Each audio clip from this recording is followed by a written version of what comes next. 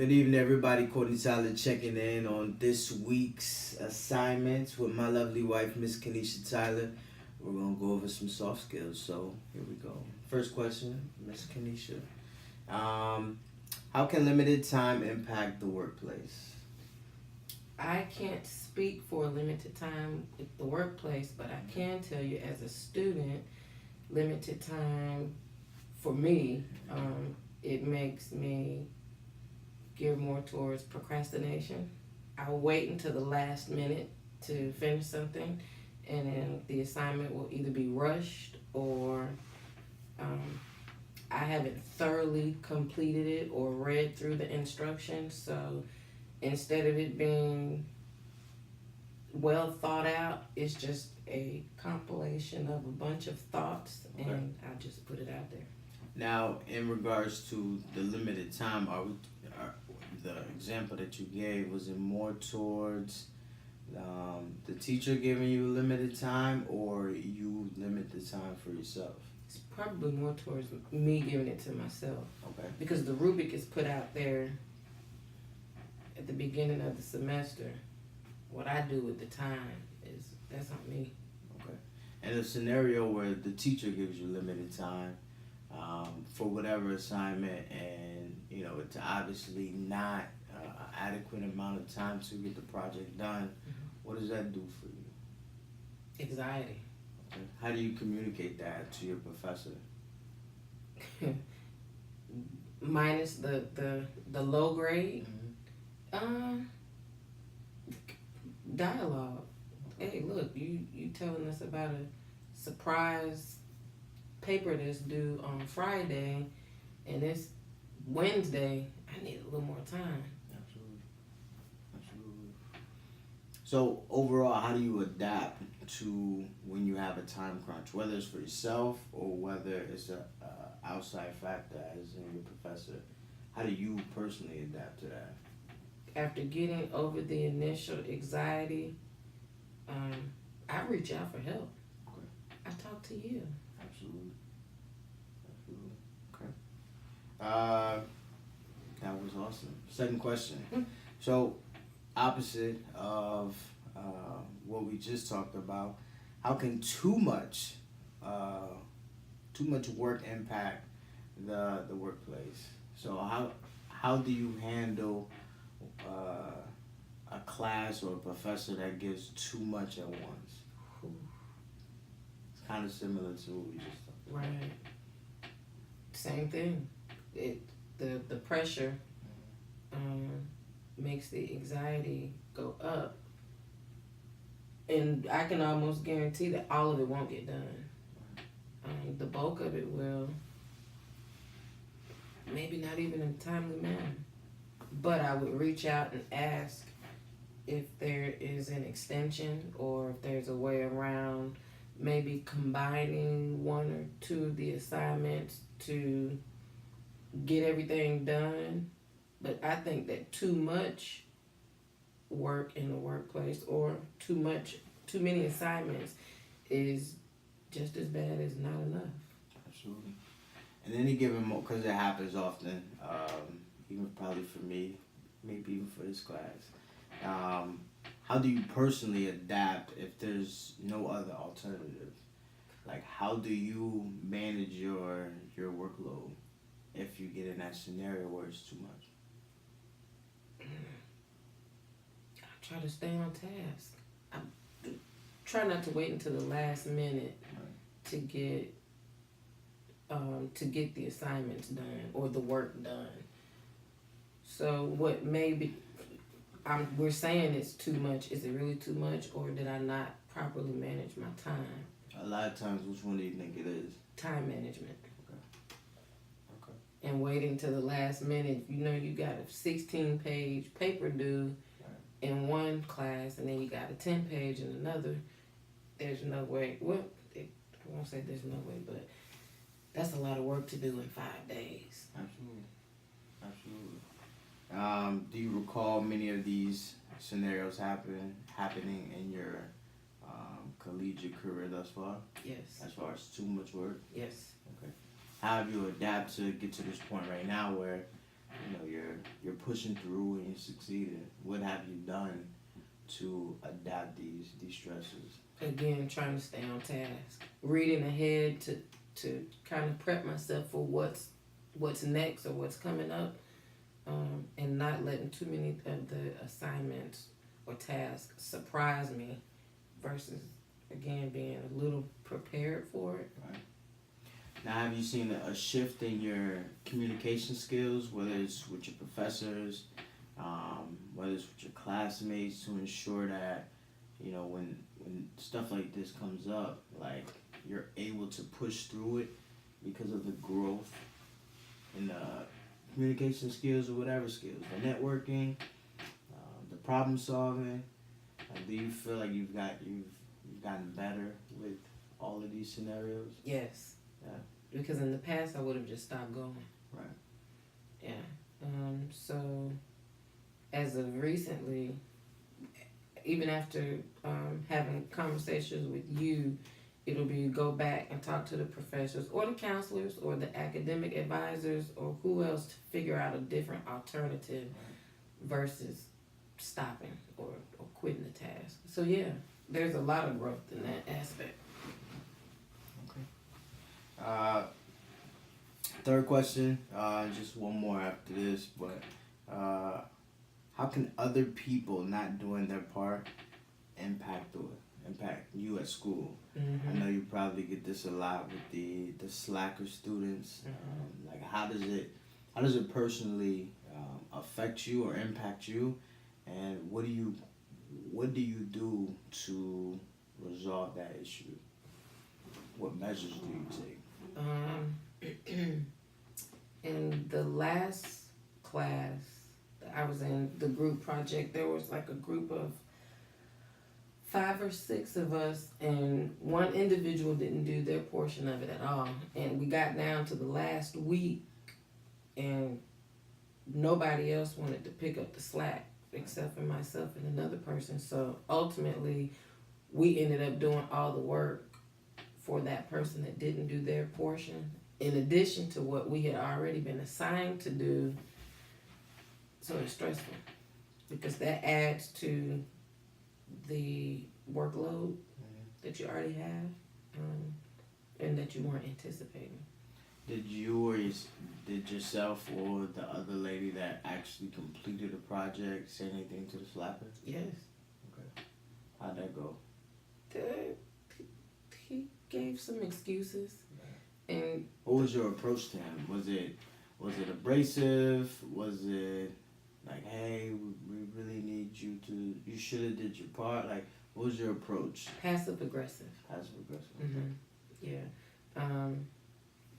Of course, we gave him the opportunity to let us know what was going on, Right. and then it was, look, either you have to do your part, or we're gonna have to take your name off of this assignment, Right. because we're not gonna let you get credit for something that we've been in here busting tail for the last 3 weeks, and you didn't do any of it.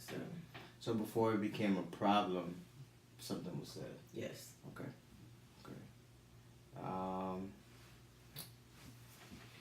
What does that do anything for you moving forward as a college student, as far as your willingness to work in groups?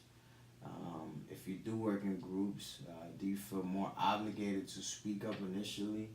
Like, what has that experience done for you, as far as going forward? I think that's hard to gauge because no 2 groups are the same. Right. But initially, when the groups are formed, it's kind of, look, everybody's expected to do their part. If you have an issue with your part, speak up, because somebody else in the group may be able to assist you with that. And if you're not able to communicate with everybody in the group, then it's not going to work anyway. So let's not even start this project together. Let's find you another group to work with, and then we'll find somebody to cover your spot. So I think that'd probably be the easiest way to deal with that. In order to avoid conflict or any issues down the path. Okay. Recognizing potential issues and being productive, or what's the being proactive instead of reactive? Right. Okay, excellent. Final question: how can conflict between and among employees impact school? So we can go back to the example of working in a group project or group setting. Mm-hmm. If you have two members within a group having an issue, like if you've had this scenario before, easy. If you have not, what do you think that would do to the group? If it's 5 of you guys and 2 just can't seem to get along. So that happened in the last class. And it wasn't that they couldn't get along, it was one of the members didn't want to do their workload, and it was always, he always had something to say as far as, well, when are you all going to do this, and when are you all going to do that? And the other group member told the professor, and the professor said, hey, you gotta figure out with your communication enhancers how you gonna handle this. Right. And it was told to him via email that he was no longer a part of the group because of his lack of work ethic. Right. He was just one of those that I just want my name on there. Right. I sat through the discussions, I sat through the building part, and he was a little upset about it. He didn't have anything to say to us up until the last week of class. Yeah. But the assignment got finished with the 4 of us. We got an excellent grade on it. And you could tell with the group that he went to that he pretty much did the same thing. But I think those individuals, to not have conflict, they just kind of dealt with it. Right. Yeah. So with this last question and the question before, like foreshadowing if you can, like does that kind of like scare you to the point where you know these individuals perhaps will get through, graduate from college, be professionals, and have these same work ethics that you would have to address at your potential future job? Yes. Yeah, because we're not talking about 18, 19-year-old kids. These are working professionals now that are continuing education, and you can tell that the work ethic is non-existent. Yeah. Just based off of what you see in the classroom setting for an hour and a half a day, there is none, or it's very minimal. So, final question. Well, kind of final, but so being the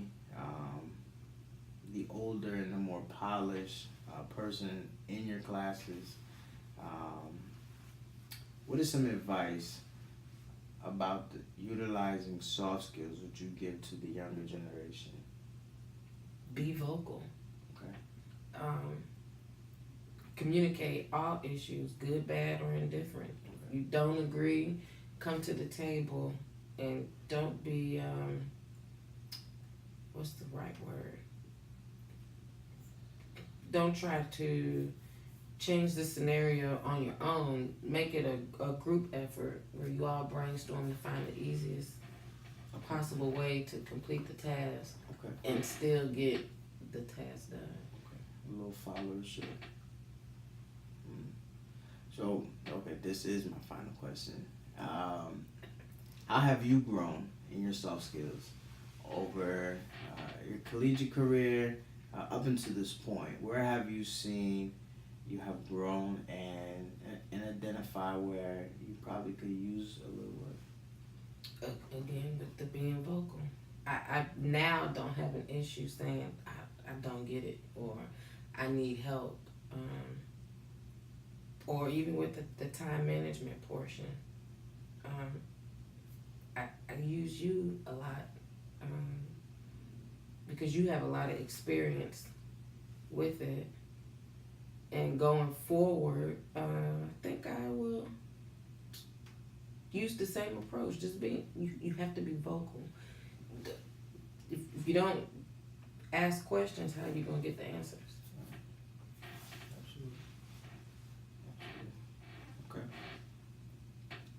That is the lovely interview with my wife again, who is a student here in Honolulu. She is going to Honolulu Community College, working on her bachelor degree in kinesiology, looking to pursue her passion to become a physical therapist. So I altered the questions a little bit. She altered her responses a little bit based on her scenario, so I thought it was fitting. Workplace, we do a little bit in there going forward, but just really wanted to zero in on her personal experiences right now. So soft skills is important, as she's mentioned. We all can work on our soft skills going forward, but I thought this was a good opportunity for her to express her experiences up to this point. So I look forward to chatting with you all. Hope you all like it. Live from Hawaii. Aloha from the Tylers. Mahalo.